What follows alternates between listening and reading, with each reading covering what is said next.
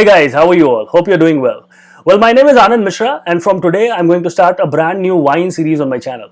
Now, the idea of making this wine series is to enhance your knowledge in terms of wine.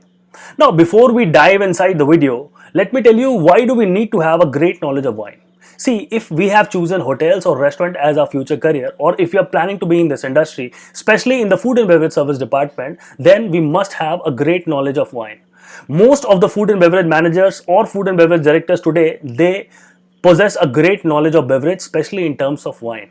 Just for your information, whenever you'll sit for a good interview for a good branded 5-star hotel chain or a A-grade restaurant, you'll always be asked question about wines, and they'll test your knowledge in terms of wine. So I'll be making this wine series, and in this wine series we are going to talk about various technicalities and different things about wine. And after this wine series, you'll become more groomed in terms of your wine knowledge. The entire theoretical part of this wine series will be posted on my Instagram. You guys can always go to my Instagram and download the wine series.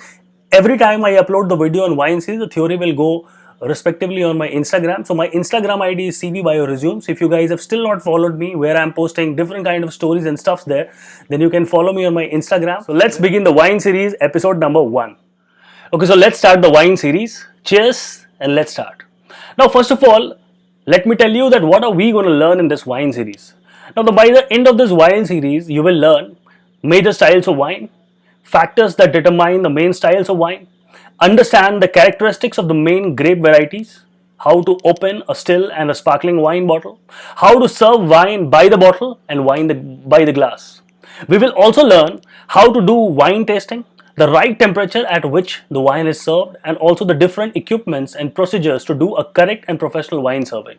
Now, we will also learn how to store a wine bottle correctly, wine making process in brief, effect of climate on wine, and wine testing. So this wine series is going to be very productive, and I hope after this wine series, once we complete the entire wine series, you'll become more groomed in terms of your wine knowledge. So without wasting any time, let's begin the wine series.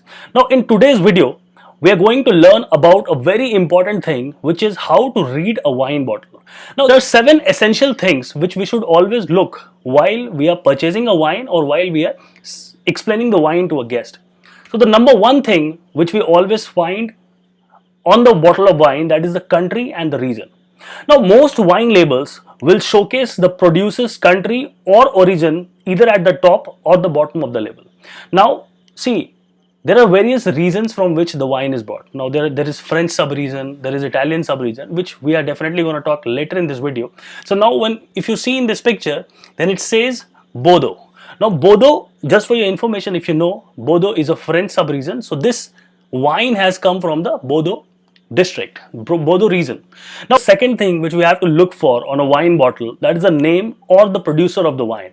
Now, similarly, the name of the wine producer will be displayed on the front of the most bottles too. Now, if you see in this example, then the vineyard name is also written. So the second thing which we have to find, first was the region or the country, and the second is the producer, who has produced that wine, which vineyard.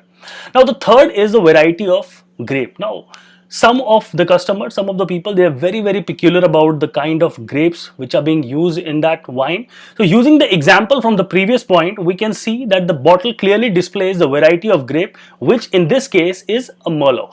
Now, when you see this the wine name is written here, and now the grape, if you're seeing the red arrow, the first thing which we will see is the region from which the wine is there, the second the producer, and the third is the kind of grape. Now, the fourth thing which we have to see is vintage and non-vintage. Now, see, look out for the year the wine was produced on the wine label. This is called vintage. If it's not immediately clear on the front label, take a look on the neck of the bottle or on the reverse side. Now, okay, so now I'm going to explain you about what is a vintage wine and what is a non-vintage wine. See, a vintage wine is one which is made from that grapes that were all or primarily grown and picked up in a single specified year. Now, if you see in this bottle, it says 2002. So we have to say that all the grapes were picked up from the year 2002 only. So that is a vintage wine. While on the other hand, a non-vintage wine is created by blending together a number of wines from different vintages. Now, for example, we have taken grapes from 2001, 1999, 1990. We have taken grapes from different years, and then we have blended it and mixed it, and we have made a wine. Then it becomes a non-vintage wine. While in vintage, the grapes will be always from a single year. Now, this is a very important part which has to be read, that is the alcohol level. Now, we always hear about the alcohol by volume level is useful to know. Now, red wines hover around 13%, 13.5% on average, and white wines a little lower. You will always find the percentage in a finer print at the bottom of the front or the back label. Now, if we see in the back label of this example, it says 14.5% alcohol. Now, this bottle is of 750 ml, so the alcohol by volume is 14.5%. So 14.5% of this 750 ml is alcohol. This is something which most of the people forget to understand or read. Now, this is very important because some of the customers, some of the people, they are very allergic to this sulfites, which is SO2. So we should always inform our customers that this wine also contains sulfites. Now, by law, producers must tell you if sulfites were used if they exceed 10 milligram per liter. Now, there is a small fact check that what are wine sulfites. Now, as you see in this example, SO2, sulfites are food preservatives widely used in winemaking.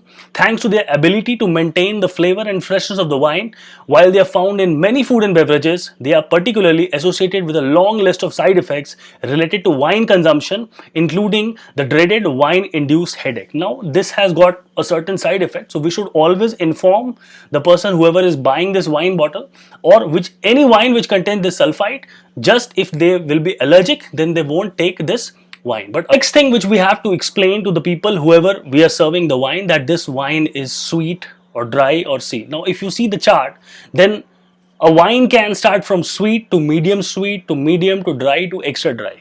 Now, I will explain you how can you explain to your customer that this wine is sweet or dry according to your knowledge. Now, how to tell if the wine is sweet or dry? Now, see, check the ABF, which is alcohol by volume, and RS, which is residual sugar. Now, sweetness is a measure of residual sugar, which is RS, left in the wine after fermentation. If all the sugars in the wine was turned into alcohol, the alcohol by volume, which is ABV, tends to be high and the RS will be low or zero. Now, this wine would be on the drier side on the end of the spectrum. On the other hand, if some sugar is left in the wine after fermentation, the ABV tends to be lower and the RS higher, resulting in the wine that is sweeter. Now, if you want a sweet wine, look for the bottles with 11% alcohol by volume or lower. See, there's a general thumb rule in understanding if the wine is sweet or dry. If the alcohol by volume on the bottle says 11% or lower, then it will be a sweet wine. But anything above 14% will be considered as dry. So I'll familiarize yourself with some of the common style. Now, I hope you have liked the first video of this wine series, and this wine series will continue till the time we finish all the topics we have discussed earlier in this video. If you want to have the theory of this video, then it will be available on my Instagram. You can go and follow me there. And if you like this video, please do share it with your friends and family. And if in future, if you want to have these kind of stuffs, do subscribe to my channel. This is Anand Mishra signing off. Take care. Bye-bye.